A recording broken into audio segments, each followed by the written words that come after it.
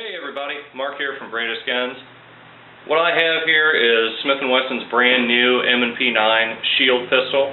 For those of you who have been living under a rock for the last couple of days, this is Smith's new concealed carry gun. It's a single stack, 9mm, built for the everyday carry market. What I wanted to do today is just talk about a few of its features. There's all kinds of information on this gun out on the web already. I didn't want to repeat that too much, but I want to go over some of its features, give you a couple of my subjective opinions on this gun, and then compare it to a number of the other single stack 9s out there and kind of see where this gun fits in the marketplace. The M&P9 Shield shares a lot of features in common with the bigger M&P9 series in terms of the way the trigger works and the texturing and just the overall layout and appearance of the gun. Here I've got the M&P9C, which is the subcompact double stack, so there's very, very close in terms of appearance. The Shield fits in well with the previous members of the family. There are some departures from the larger guns, primarily in the inclusion of a manual safety, which is back here. Very, very small, very unobtrusive. If you don't want to use it, you probably don't have to. The up and down stops are very positive, so I don't see where this could very easily be knocked on or off inadvertently.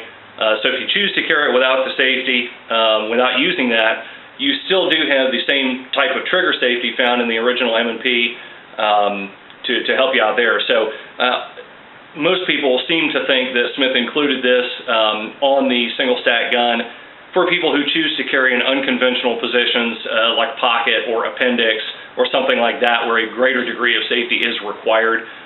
But just in a standard holster, that covers the trigger guard, I don't think you'd have any issues ignoring this, basically treating it like an M&P or treating it like a Glock pistol and just relying on the primary trigger safety, as the only manual safety that you have.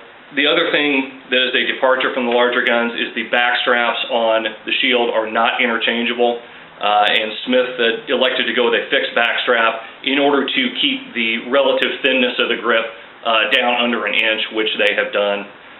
The gun ships with 2 magazines. There's a shorter one that's basically a flush fit, which is a 7-shot, and then there is a larger extended one, which is an 8-shot, and that's got the grip adapter on the bottom already.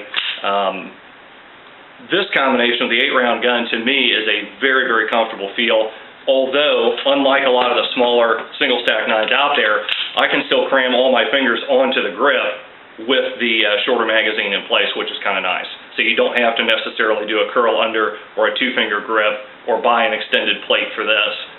Most people should be able to get a reasonably good grip even with the shorter mag in place.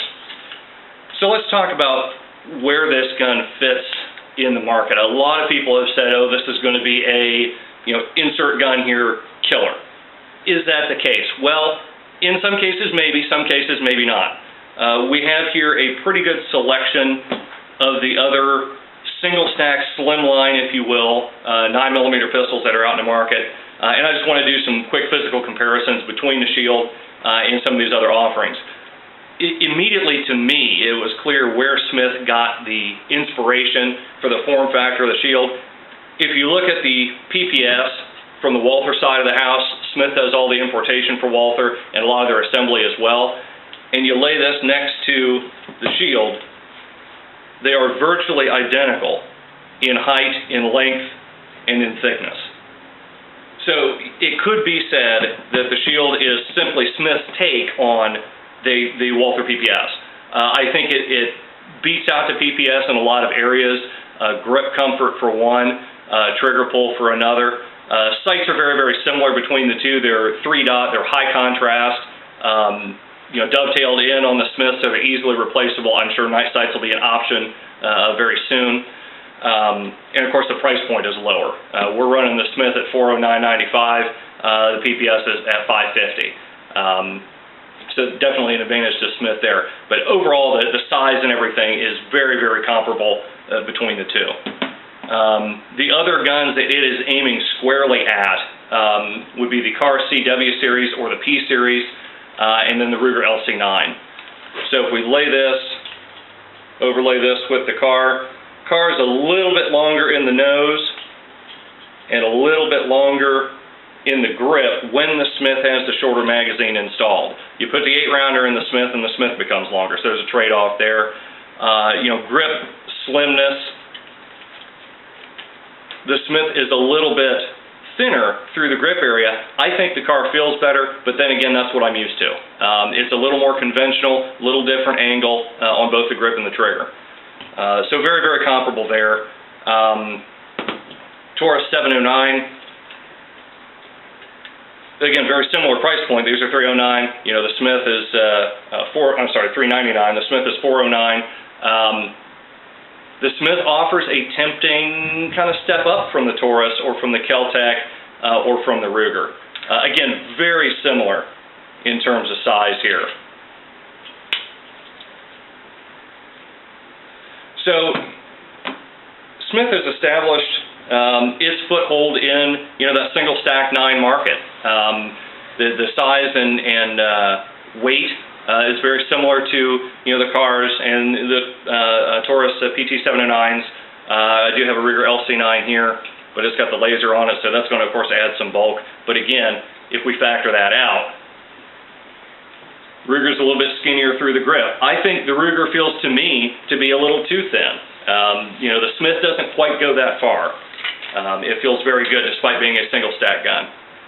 So there again, and again, the Smith is a little bit longer, Ruger's a little bit shorter in the nose, but not enough to really make a lot of difference. The only 2 guns in that single stack 9 family that are markedly smaller than the Smith, we've got the Car PM or CM9 series, and then we've got the Diamondback 9. And both of these are significantly smaller than the Smith in probably both dimensions, height and length. Thinness between the car and the Smith is a wash. The DB9, Diamondback 9, is much slimmer through the grip and much shorter in the nose, almost 3/4 of an inch. A little bit shorter in the grip too, even with the smaller magazine in place in the Smith. So what this gun won't do is be a pocket gun for most people. If you want to get that kind of size and you want to stay in a 9mm, you're going to want to look elsewhere. But as far as inside the waistband carry, appendix carry, even ankle carry, the M&P9 Shield is a very, very good option. I think Smith has done a lot of things right with this gun. I think they're going to sell a ton of them. So come on in, check it out. We do have them in stock right now as of this filming. Have more coming in next week. Give us a call or stop on by the shop. Thanks.